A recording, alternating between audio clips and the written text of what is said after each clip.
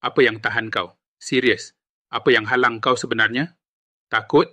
Rasa ragu-ragu? Suara kecil dalam kepala kau yang asyik bisik, kau tak cukup bagus? Semua alasan itu tipu.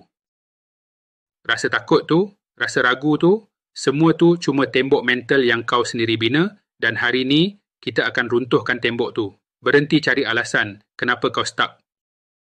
Bukan sebab ekonomi, bukan sebab cara kau dibesarkan, bukan sebab nasib tak baik. Sebabnya adalah engkau sendiri. Memang pedih nak dengar, tapi itu hakikatnya. Nak hidup yang lebih baik, ia bermula dengan satu orang, kau. Kau ada kuasa untuk berubah, untuk berkembang, untuk atasi setiap alasan yang kau cipta sendiri. Tapi perubahan takkan berlaku dalam zon selesa. Kau tak boleh main selamat dan expect kejayaan besar datang bergolek. Real talk, kejayaan ni kejam. Dia tak peduli perasaan kau. Dia tak kisah kau penat, takut atau tak ada mood. Kejayaan hanya milik mereka yang buat keputusan susah, yang hidup dengan disiplin tanpa henti. Semua tentang tanggungjawab, akui kesilapan kau dan putuskan. Kat sinilah segalanya berubah. Kat sinilah aku mula jadi lebih baik. Orang ingat kejayaan tu satu peristiwa besar yang dramatik. Salah.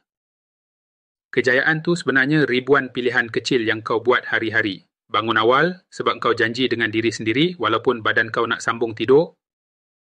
Tolak distractions bila kau rasa nak ambil jalan mudah. Buat kerja masa tak ada siapa tengok. Kejayaan takkan ketuk pintu rumah kau kena keluar dan cari dia. Nak tahu rahsia, kau takkan rasa selesa. Ia akan sakit. Perubahan memang sakit. Kau kena musnahkan tabiat lama yang selesa dan bina yang baru dari awal.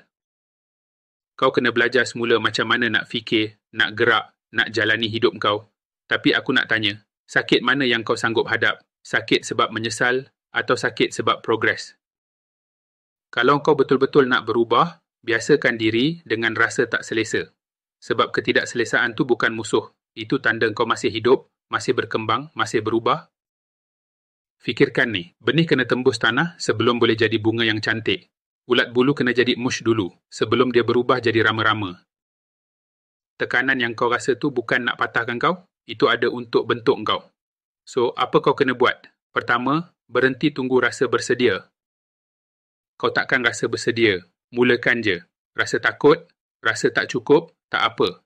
Bergerak je. Langkah pertama memang berterabur, tapi lebih baik dari tak bergerak langsung. Kedua, buang dead weight dalam hidup kau. Mungkin orang-orang toksik, tabiat buruk atau fikiran negatif yang sentiasa tarik kau ke bawah. Tak ada ruang untuk benda-benda ni kalau kau nak bina sesuatu yang hebat. Kau kena bersihkan laluan untuk maju. Ketiga, komit dengan disiplin. Bukan motivasi, disiplin. Motivasi itu sementara. Dia akan hilang bila hidup mula rasa susah. Disiplin ialah buat apa yang kau janji nak buat, walaupun perasaan dah tak ada. Nak berubah, bina rutin. Rancang hari-hari kau macam impian kau bergantung sepenuhnya pada tu. Sebab memang betul pun. Keempat, berkawan dengan kegagalan. Setiap kali gagal, kau belajar. Setiap kali jatuh, kau ada peluang untuk jadi lebih tajam, lebih kuat, lebih hebat. Kegagalan jadi bila kau menyerah. Susah ke semua ni? Memang. Dan memang sepatutnya tough. Tak ada benda berharga yang datang mudah.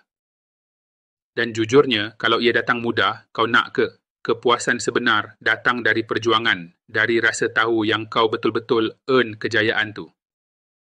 Dengar sini, kau tak berhak dapat impian kau hanya sebab kau nak.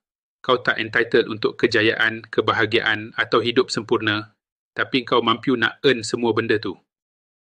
Kau ada akal, kau ada potensi. Sekarang cuma tinggal persoalan. Sanggup tak kau muncul dan buat kerja hari ni?